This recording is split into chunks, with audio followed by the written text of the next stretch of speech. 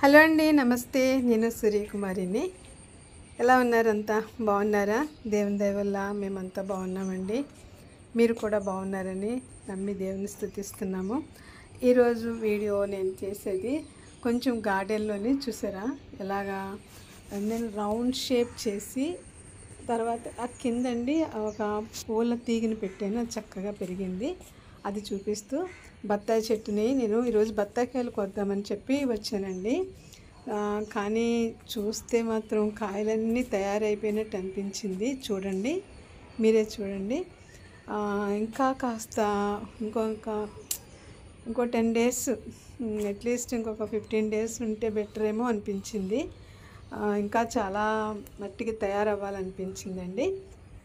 అది నేను జస్ట్ మీకు ఎలాగో నేను ఈ ప్లాంట్ దగ్గరికి వచ్చాను కదా, ఈ కాయలు చూపిస్తున్నాను చూడండి.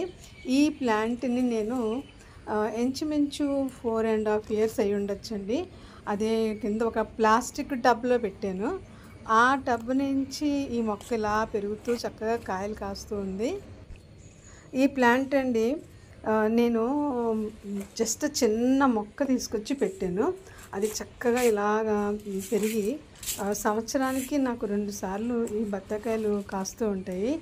ఈ పూత వచ్చినప్పుడు మన గార్డెన్ నిండా మల్లెపూలు చెట్లు ఉన్నట్టుగా మంచి స్మెల్ అండి. బత్తాయి పూల స్మెల్ చాలా బాగుంటుంది. అది మొత్తం చెట్టు అంతా విరబూసేసినట్టు వస్తుంది. కాదంటే పూసిన ప్రతి పువ్వు కాయగా తయారవ్వదు. కొంత రాలిపోతుంది, కొంత కాయ అవుతుంది. అలాగే నాకు దగ్గర ఈ చెట్టును ఇప్పుడు ఒక కౌంట్ చేయలేదు, కానీ నేను ఒక 40 కాయల దాకా ఉండొచ్చు అనుకుంటున్నాను. అంటే మొత్తం అన్నీ ఒక్కసారే తయారైపోయేటట్లున్నాయి. ఇంకా అవ్వలేదు, కానీ నేను అనుకున్నాను అవి ఉంటాయేమోనని. వెళ్ళి చూస్తే ఇంకా కొంచెం అవ్వాలనిపించిందండి. ఇది నేను టబ్లో పెట్టిన మొక్క. ఇది సారీ. ఇప్పుడు నేను ఈ మొక్క మీకు చూపించిన తర్వాత నేను ఇంకొక మొక్కని మడుల్లో పెట్టానండి. ఆ మడుల్లో చెట్టు కూడా బాగా దిగింది. అది కూడా నేను చూపిస్తాను. ఫస్ట్ ఈ చెట్టు కాయలు చూసిన తర్వాత మీకు మడుల్లో చెట్టు చూపిస్తాను. ఈ బత్తాకాయలని మనము పెంచడం చాలా సులువండి.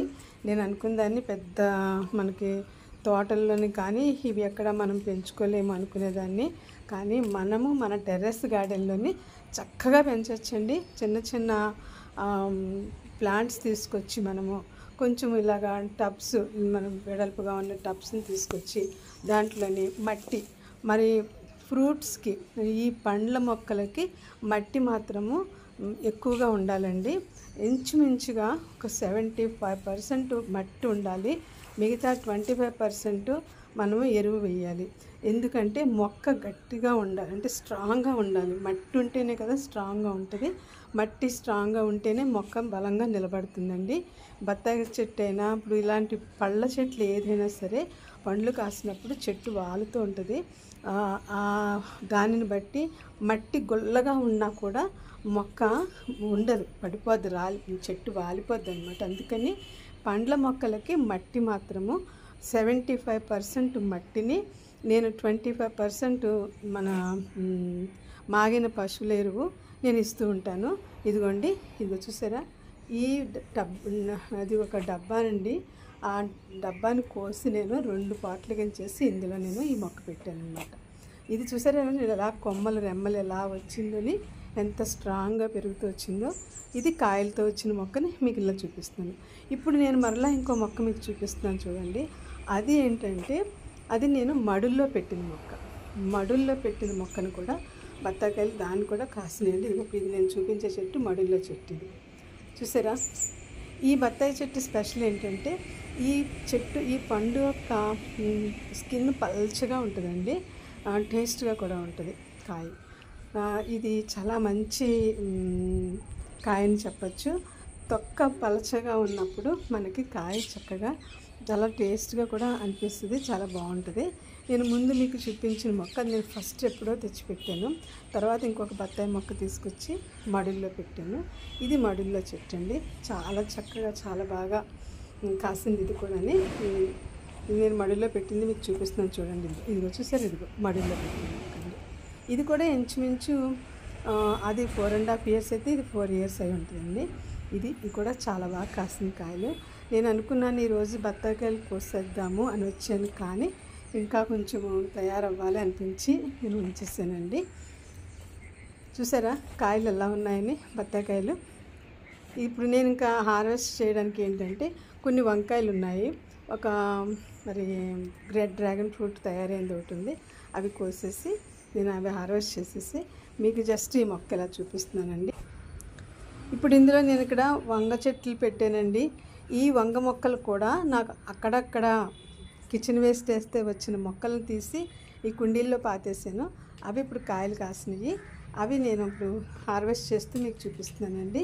ఈ వంగ మొక్కలని నేను రకరకాలుగా ఉన్నాయి ఇందులో. అంటే ఒకటి పొడవు మన తెల్ల వంకాయ ఉంది, అంటే డబల్ కలర్లో ఉన్న వంకాయ ఉంది, ఒకటి వంగ రంగు కలర్లో వంకాయ ఉంది. ఇలా 2 రకాల వంగ చెట్లు అండి ఇవి. ఈ వంకాయలు కోసుకుంటున్నాను.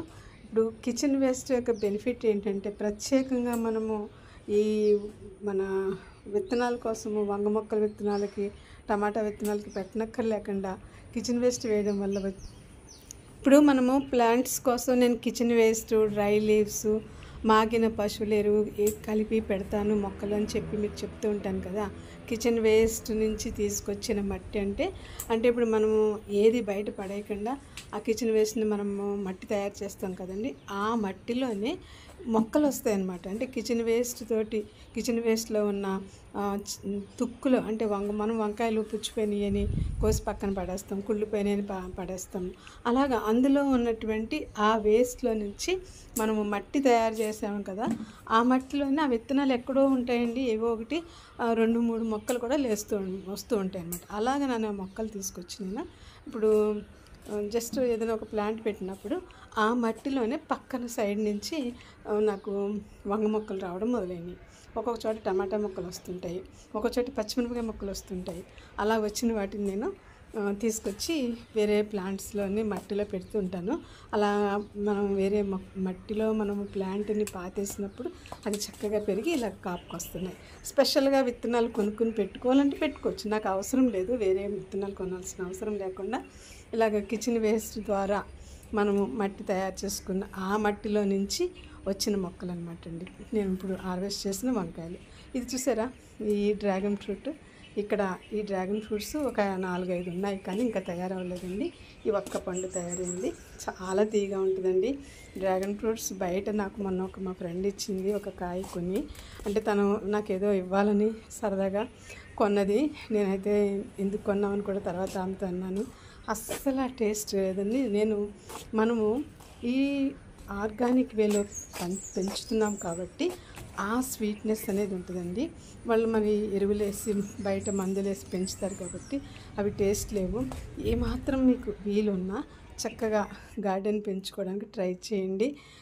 మన చేతులతో మనం పండించుకుని తిన్న ఆ సంతోషమే వేరు. అది మీరు కూడా అనుభవిస్తారని నేను ఎప్పటి నుంచో నేను తయారు చేస్తూ వీడియోస్ పెడుతూ ఉంటున్నాను. ఇంట్రెస్ట్ ఉన్న వాళ్ళు ఎవరైనా చూసుకుంటారని. అది మరి ఒక్కసారి మీరు నా పాత వీడియోస్ చూస్తే కూడా అండి, నేను ఎంత దిగుబడి తీసేదాన్నో మీకు తెలుస్తుంది. నేను బయట ఎక్కువగా ఎరువులు ఏమీ కొనింది లేదండి. మన మట్టిని అంటే ఎలాగ పోషక విలువలు ఉన్నది తయారు చేసుకోవాలనేది నేను తయారు చేసుకుని, మరి కిచెన్ వేస్ట్తో, డ్రై లీవ్స్తో ఎలా మనం మట్టి తయారు చేసుకోవచ్చు, మరి ఏదైనా చీడపీడలు వస్తే ఏ విధంగా మనం దాన్ని నివారించవచ్చు, ఇవన్నీ నేను వీడియోస్ చాలా తయారు చేసి పెట్టించాను. మీకు టైం ఉన్నట్లయితే, మీకు ఇంట్రెస్ట్ ఉన్నట్లయితే ఒక్కసారి నా పాత వీడియోస్ని మీరు చూడండి. నేను ఎంతంత పంటని నేను దిగుబడి చేసేదాన్ని. ఇప్పట్లో నేను కొంచెం ఈ మధ్యకాలంలో నాకు టైం లేక నేను సరిగ్గా పండించలేకపోతున్నాను. కానీ నాకు మీకు నేను చెప్పడం కోసం అని చెప్పి నేను తీసిన ప్రతి వీడియోని మీ అందరి దృష్టిలో పెట్టుకుని నేను తీసానండి.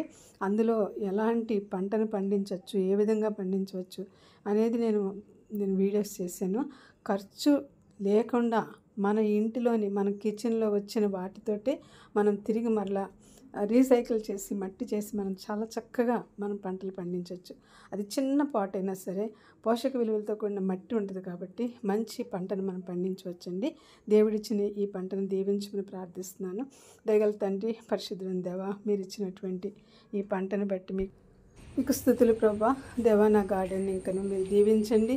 మా వ్యూవర్స్ని, మా సబ్స్క్రైబర్స్ని ప్రతి ఒక్కరిని ఆశీర్వదించండి ప్రభా. ఎంత భయంకరమైన దినాలలో ఉన్నామో తండ్రి, ప్రతి ఒక్క దినము మీ కాపుదల భద్రత మాకు దయచేయమని, మా ప్రార్థన మీరు అంగీకరించమని, మీ యందు మేము భయభక్తులు కలిగి ఉండినట్లు సహాయం దయచేయండి. ఎక్కడ ప్రమాదాలు జరగకుండా, ఎక్కడ యుద్ధాలు జరగకుండా మీ కాపుదలను, మీ భద్రతను అనుగ్రహించమని నజరేయుడైన యేసు నామంలో స్తుతించి ప్రార్థించి బ్రతిమలాడి వేడుకుంటున్నాం తండ్రి.